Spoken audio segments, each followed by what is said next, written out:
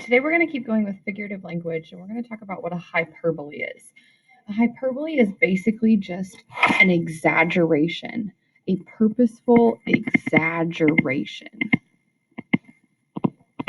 Now, you all know what it means to exaggerate something, meaning you just kind of blow things out of proportion.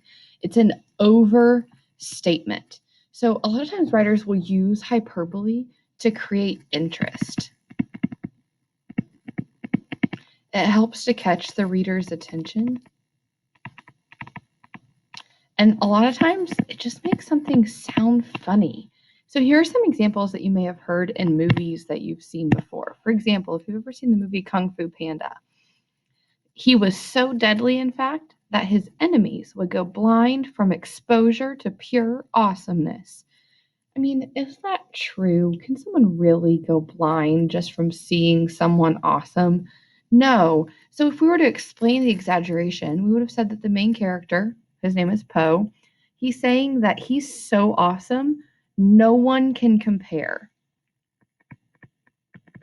Poe is saying that he is so awesome,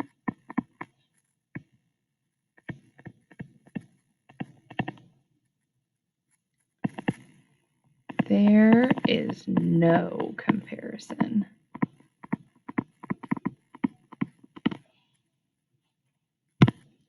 Now, looking at the next example that we see from the movie Sandlot, it says, "You're killing me, Smalls." Now, if you know anything about the movie, Smalls is the name of one of the characters. But here's the deal. Is Smalls really killing him? If you've seen the movie, you would know. Not at all. No, Smalls is literally, he has just said something, and the other character cannot believe what he is saying.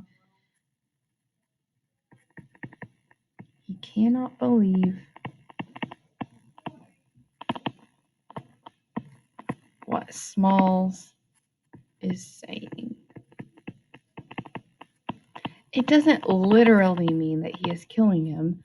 He's just like, "Oh, you're killing me. Like, come on." Now, we can also see hyperbole in literature. So I'm going to read you this short story, and then we're going to come back and highlight any examples we've seen. Paul Bunyan was a big baby right from the start. It took 5 giant storks working overtime to deliver him to his parents. He cut his teeth on a wooden pole and grew so fast that after 1 week he had to wear his father's clothes. His lungs were so strong that he could empty a whole pond of frogs with one holler. Now, we're going to highlight any examples that we see. So let me get my highlighter tool. Paul Bunyan was a big baby right from the start. They didn't really exaggerate anything here. They described him by calling him big, but they didn't go over the top with an exaggeration. Now, it took 5 giant storks working overtime to deliver him to his parents. There is an exaggeration here. It took 5 giant storks to deliver him to his parents. That is definitely an exaggeration. If you know what a stork is, it's one of those birds that you might see in movies that has the long beak that drops off babies on the front porches of their parents' homes. Another exaggeration.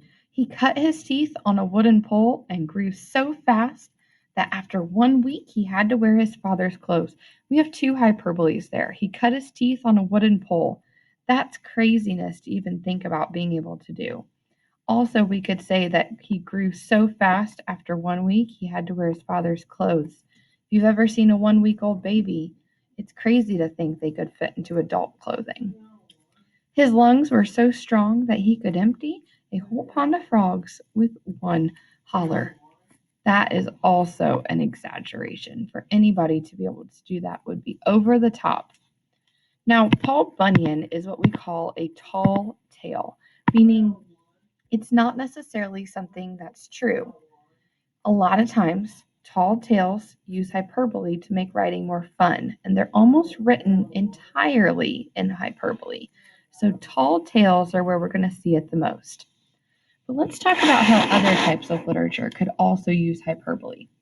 In the book Because of Winn-Dixie, most of you read this book last year. Back when Florida was wild, when it consisted of nothing but palmetto trees and mosquitoes so big they could fly away with you. Can you find the hyperbole that's in that sentence? Which one of those seems like a drastic exaggeration? When we look at mosquitoes so big they could fly away with you, that is definitely exaggerating. To think about a mosquito actually being that big is craziness. In the book Holes, only 10 million more to go, he thought, then placed the shovel back in the crack and jumped on it again. Only 10 million more to go is the exaggeration here, because even though he had to dig a lot of holes, it was not actually 10 million. When you think about hyperbole, just think about what is the exaggeration in the sentence.